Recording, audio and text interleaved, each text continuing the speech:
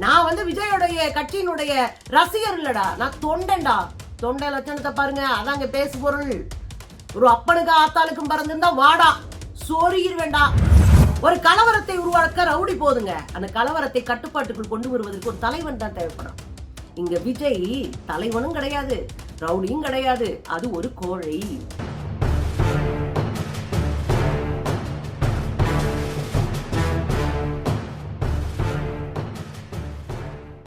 வணக்கம் தோழர்களே. தமிழக வெற்றி கழகத்தினுடைய நிர்வாகிகள் அந்த கட்சியை விட்டு வெளியேறிட்டு இருக்காங்க. இன்னொரு பக்கம் சினிமாவை ரெவ்யூ பண்ணிட்டு இருந்த சேனல்கள் அதுக்கு ரெவ்யூ கொடுத்துட்டு இருந்த சமயத்துல உள்ள புகுந்து தமிழக வெற்றி கழகத்தினுடைய தொண்டன் என்ற பெயர்ல நான் வந்து சிஎம் ஸ்டாலினை செருப்பால் அடிப்பேன், தில்ல இருந்தா வந்து என்னை வீட்டுல வந்து அரெஸ்ட் பண்ண சொல்லு அப்படின்னு பயங்கரமா சத்தாயிச்சுக்காரு, சொருகிருவேன் அப்படின்னு சொல்லிட்டு ஒரு பையன் போயிருக்கான். இதுக்கு இடையில திரிஷா, முத்து, மதுரை முத்து போன்றவர்கள்லாம் பல கருத்துக்களை சொல்லியிருக்கிறாங்க. திரிஷா கருத்து ஆல்ரெடி உங்களுக்கு தெரியும். மதுரை முத்து நச்சுன்னு ஒரு சின்னதா ஒரு வீடியோ போட்டு மக்களுக்கு ஒரு விழிப்புணர்வை ஏற்படுத்தி இருக்கிறார். என்ன நடந்துச்சு? கடந்த 4-5 நாட்களாகவே நம்ம கரூரை பற்றி தான் பேசிட்டு இருக்கிறோம். கரூர்ல நடந்த பல விஷயங்களை வெளிச்சத்திற்கு உண்மையை கொண்டு வந்திருக்கிறோம். இங்க ஒரு வேலை நடந்துகிட்டே இருக்கு. தமிழக வெற்றி கழகத்துல இருக்கிற தொண்டர்களாக நம்பப்படுகிற ரசிகர்கள் ரொம்ப அப்படியே விஜய் எப்படியாவது பாதுகாக்கணுமேன்ற ஒரு ஆதங்கத்துல ஒரு பெரிய வேலையை பார்த்துட்டு இருக்கிறாங்க. என்னன்னா, சமூக வலைத்தளங்கள்ல பூரா இறங்கி யாரெல்லாம் பேசுறாங்களோ அவங்கள போட்டு அடிக்கிறது. ரெண்டாவது விஷயம், விஜய் மாதிரி ஒரு தெய்வம் உலகத்திலே இல்ல அப்படின்னு போறது போட்டுக்கோ, அதுவும் இஷ்டம். ஆனா இறந்து போன 41 பேர் குறித்து கொஞ்சமும் இவர்களுக்கு கவலையோ அக்கறையோ இல்லை. எவன் வீட்லயோ தாலி இருக்கிறான், எவன் வீட்லயோ இளம் விழுது, எனக்கு ஒண்ணும் கிடையாது அப்படின்ற மனநிலை இந்த இளைஞர்களுக்கு இருப்பதுதான் அதிர்ச்சி அடிக்கிறதா இருக்கு. இதெல்லாம் தாண்டி ரொம்ப சிம்பிளா சொல்றாங்க, விஜய் என்னங்க பண்ணாரு? அங்க போய் பேசிட்டு வந்தாருங்க, அவ்வளவுதாங்க பண்ணாரு, அதுக்கு இவ்வளவு பெரிய விஷயமா என்று அறியாமையோடு பலரும் கேள்விகளை கேட்கிறாங்க. எனக்கு என்ன வருத்தம்னா, விஜய் பேசிட்டு வந்துட்டாரு அப்படின்றதுனாலதான் அங்க அந்த பிரச்சனை நடந்துச்சு. விஜய் 50 மீட்டருக்கு உள்ள போகாதீங்கன்னு சொல்லி தடுக்கும் போது அங்க நின்றுந்தாருனா கூட குறைந்தபட்ச மயக்கத்தோட அவங்களை சரி பண்ணி வீட்டுக்கு அனுப்பியிருக்கலாம். ஆனா அந்த தடையை மீறி, அந்த வார்னிங்கை மீறி உள்ள போறாரு. விஜய்க்கு பாதுகாப்புக்கு வந்திருக்காங்கல்ல, Y+ பாதுகாப்பு, சென்ட்ரல் கவர்மெண்ட் கொடுத்திருக்கிற பாதுகாப்பு, அந்த பாதுகாப்புல இருக்கிற அந்த படை வீரர்களும் என்ன சொல்றாங்கன்னா, சார் ரொம்ப ஆபத்தான சூழல்ல இருக்கும், ரொம்ப சிக்கலா இருக்கு, நாம உடனே கிளம்பணும், இல்லைன்னா நம்ம இருந்தோம்னா இங்க பெரிய இன்னும் சலசலப்பு ஏற்படும் அப்படின்னு அவங்க பேசுறது. மக்கள் மயங்கி விழுந்துட்டு இருக்காங்க, ஏதோ ஒரு கிரிட்டிக்கல் சிச்சுவேஷன் இருக்கு அப்படின்னு அவர் சொல்றாரு. அவர் சொல்றத கூட காதல வாங்காம பாட்டலுக்கு 10 ரூபா பாடின ஒருத்தர் ரொம்ப நல்லவர் ஆயிட்டாரு. ரெண்டாவது விஷயம், விஜய் அங்க வரலன்னா இந்த கூட்டமே சேர்ந்திருக்காது முதல்ல. ரெண்டாவது, விஜய் போலீஸ் பேசுறவங்க கேட்டிருந்தாருன்னா, போலீஸ் சொல்ல கேட்டிருந்தா இந்த பிரச்சனை நடந்திருக்காது. மூன்றாவது, பின்னாடியே ஆயிரக்கணக்கான இளைஞர்களை கூட்டிக்கிட்டே வந்தாரே, அதை செய்யலனாலும் இது நடந்திருக்காரு. இதெல்லாம் விட்டுட்டு தாமதமா வர்றாரு. கிட்டத்தட்ட 7.25 மணி நேரம் தாமதமா வர்றாரு. அப்ப தாமதமா இது எல்லாத்தையும் விட்டுட்டாங்க. இதெல்லாம் கேள்வியே கேட்கக்கூடாது. விஜய கேள்வி கேட்கிறவன் இந்த தேசத்துக்கு துரோகி என்கிற மனநிலையில கட்டமைக்கப்பட்ட ஒரு ஜாம்பிகள் கூட்டம் இருக்கு. இது ரொம்ப மோசமான அரசியல் சூழலை தமிழ்நாட்டுக்கு உருவாக்கும். நீங்க எவன் வேணாலும் வந்துட்டு போட்டுங்க, தமிழ்நாட்டுல நின்னா அடிப்பேன், சொருகிருவேன் அப்படின்னு ஒரு கூட்டம் சொல்ல ஆரம்பிச்சுச்சுன்னா இதை நம்ம எப்படி எதிர்கொள்வது?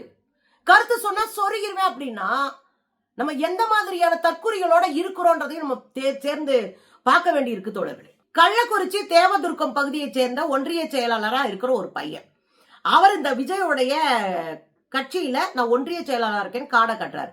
காடை காட்டிட்டு என்ன பேசுறாருன்னா, விஜய் அவர்களுடைய அந்த காணொலி பார்த்தா எனக்கு ரொம்ப அதிர்ச்சியா இருந்தது. ஏன் அதிர்ச்சியா இருந்ததுன்னா, அவர் வந்து அதுல கொஞ்சம் கூட வருத்தப்படல, கவலைப்படல. அவருடைய பேச்சு மக்களை தூண்டி விடுவதாக இருந்தது.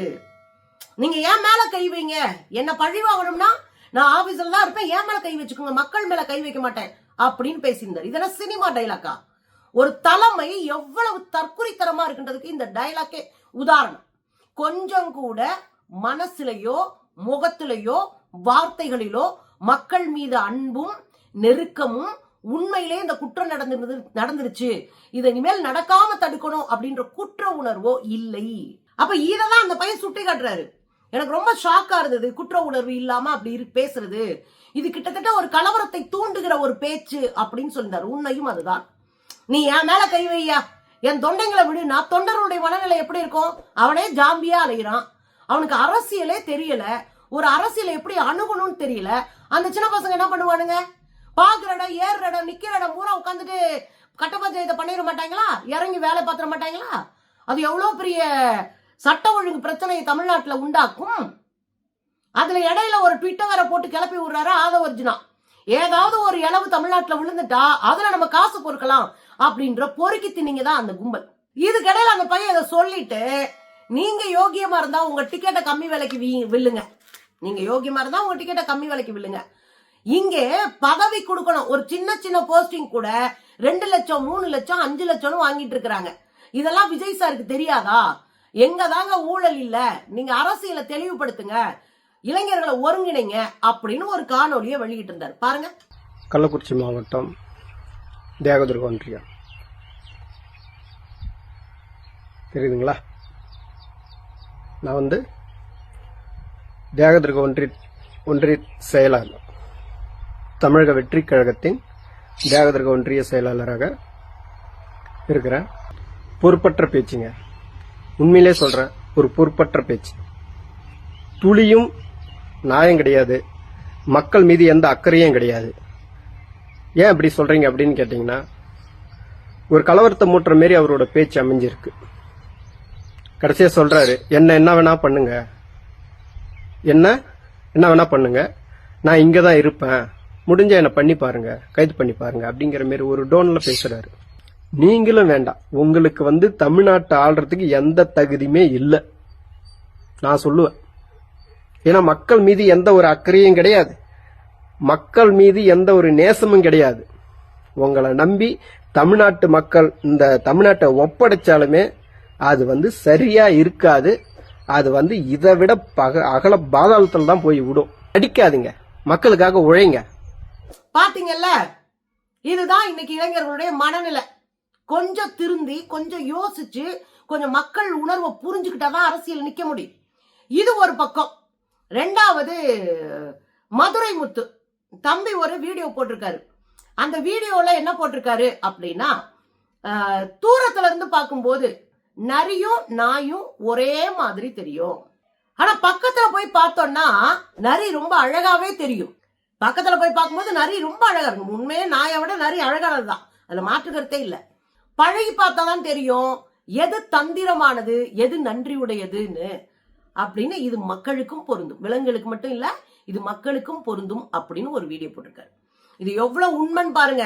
பாக்குற எல்லாம் பழபழன்னு தெரியும், பாக்குற அவங்க வீடியோ போடுறது, அவங்க நிக்கிறது, நடக்கிறது, அவங்க பேசுற வார்த்தையெல்லாம் உண்மை மாதிரி தெரியும். ஆனா அது உண்மையா இல்லை.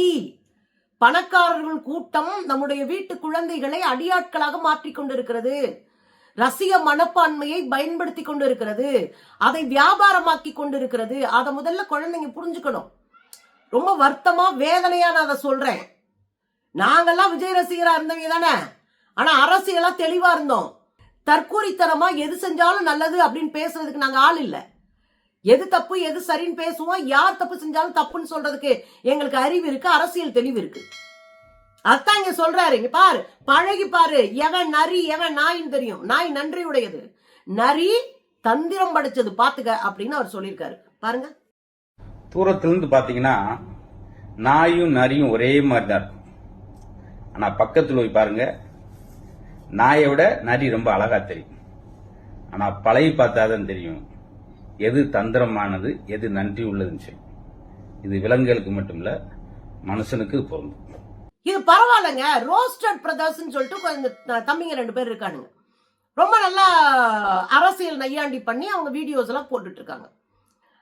இன்னைக்கு ஒரு படம் ரிலீஸ் ஆச்சு இல்லையா, அந்த படத்துக்காக ரெவ்யூ பண்றதுக்கு போயிருக்கிறாங்க, மற்றவர்களும் போயிருக்கிறாங்க.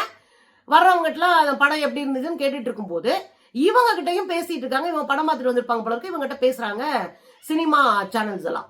பேசும்போது இவங்க பேசிட்டே இருக்கிறத பார்த்துட்டு ஒரு பையன் ஆக்ரோஷமா ஓடி வந்து மல்லுக்கு நிக்கிறான்.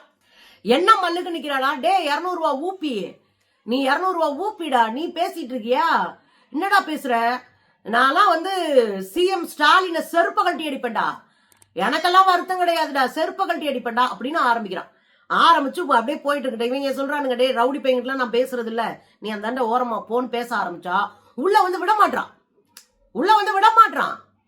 நான் அப்படிதான்டா, என் நம்பரை சொல்றேன்டா, என் அட்ரஸ் சொல்றேன்டா, நான் அரும்பாக்கம் தான், வாடா எங்க தெருவுக்கு வாடா, இந்த வடிவேலனை கூப்பிடுவார் பாரு, எங்க தெருவுக்கு வாடா பாத்துக்கலாம் அப்படின்னு.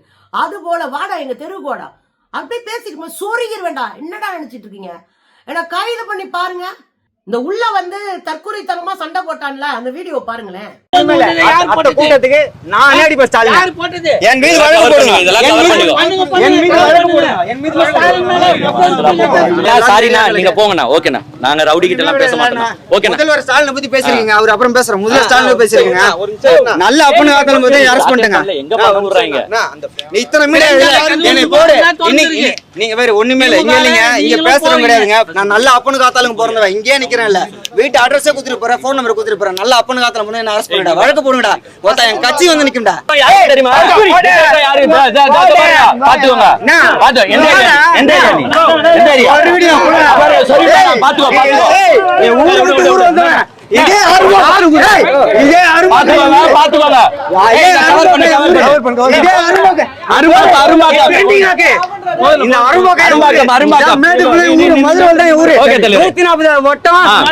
தொகுதி எங்க அண்ணன் பாலமுருகன் கையில வேலை பாக்குறேன், மாவட்ட செயலாளர்.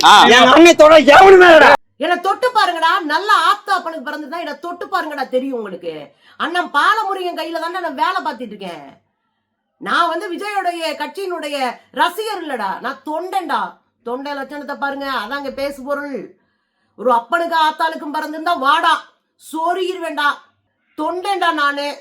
விஜயோடைய தொண்டைங்க இந்த லட்சணத்துல இருந்தா தலைவன் எப்படி இருக்கான்னு பாத்துக்கோங்க. தலைவன் தக்குரியா அரைவேக்காடா இருந்தா இப்படிதான் இருப்பான். நம்ம அண்ணன் தான் சொல்லுவாரு, திருமானன் தான் சொல்லுவாரு, நான் தற்குறிகளை உருவாக்குபவன் இல்லை, தலைவனை உருவாக்குகிறவன் அப்படின்னு. அதே போல சமீபத்துல கூட ஒரு வார்த்தை சொல்லியிருந்தாரு, ஒரு கலவரத்தை உருவாக்க ரவுடி போதுங்க, அந்த கலவரத்தை கட்டுப்பாட்டுக்குள் கொண்டு வருவதற்கு ஒரு தலைவன் தான் தேவைப்படுறான். இங்க விஜய் தலைவனும் கிடையாது, ரவுடியும் கிடையாது, அது ஒரு கோழை. அதைத்தான் அவங்க தொண்டைங்களை வச்சு நம்ம புரிஞ்சுக்க வேண்டிய தேவை இருக்கு. இப்ப கடைசியில நாங்கெல்லாம் எல்லாத்தையும் செஞ்சு முடிச்சிருவோம், எனக்கு ஏதாவது ஒண்ணுன்னா என் தலைவன் வந்து நிப்பாண்டா, என் கட்சி வந்து நிக்குண்டா அப்படின்னு நம்புறான்.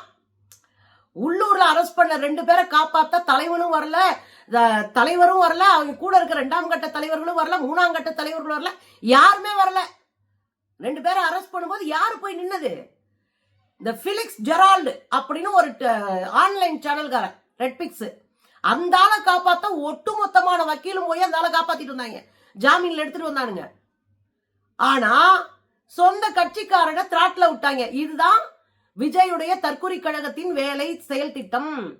அப்ப தம்பிங்கெல்லாம் புரிஞ்சுக்கணும், நீ எல்லாம் உள்ள போனா ஓடி வந்து காப்பாத்துவான்றத மறந்துரு. நீ உள்ள போனா தான் உன்னால 10 ரூபாய்க்கு ஆதாயம் இருந்தா மட்டும்தான் விஜய் தற்கொலை கழகம் உன்னை திரும்பி பார்க்கும், இல்லன்னா வேடிக்கை தான் பார்க்கும். இந்த 41 பேர் செத்தானுங்களே, அத்தனை பேரை வேடிக்கை தானே பார்த்தாங்க. அந்த வேடிக்கையை உனக்கும் பார்க்கும்ன்றத மைண்ட்ல வச்சுக்கோ. யோசி, 4 பேர் கூட பேசு, கலந்துரையாடு, சரி தப்ப பேசு, அப்பதான் மூளை ஷார்ப் ஆகும், அதுக்கப்புறம் தான் அறிவு பிறக்கும். அதை செய்யுங்க. நீங்க ஒரு 10 பேரு தாவேக்காவா உட்கார்ந்துக்கிட்டு வேலை பார்த்தீங்கன்னா நீங்க முட்டாளாவே தான் இருப்பீங்க. பக்கத்துல இருக்கிற அரசியல் கட்சிக்காரன், பக்கத்துல இருக்கிறவன், பொதுமக்கள் எல்லாரும் கூட உறவாடுங்க. இந்த உரையாடல் தான் உங்களை கூர்த்திட்டும்.